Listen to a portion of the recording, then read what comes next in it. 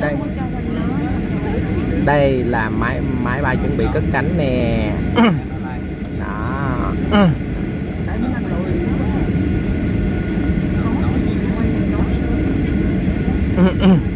Không bình tưởng quay được, không có quay được thôi delete.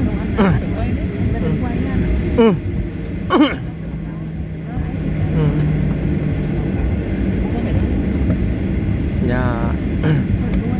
Thôi để nó quay đi, có gì đâu. Thì nó kia xóa rồi có khỉ gì không má.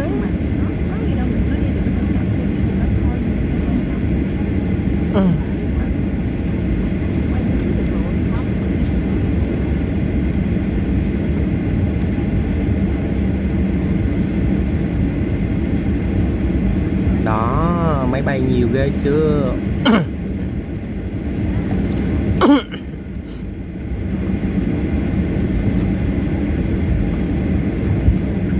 Rồi máy bay quẹo cua.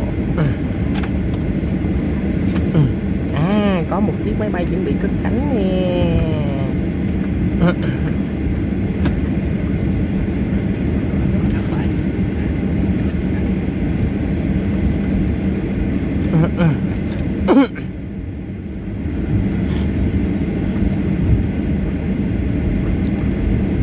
Phải chiếc máy bay này chuẩn bị cất cánh không ta? Đúng rồi, chiếc máy bay này hình như chuẩn bị cất cánh đây. À không, tất cả đều chạy ra đường băng để cất cánh. Ồ.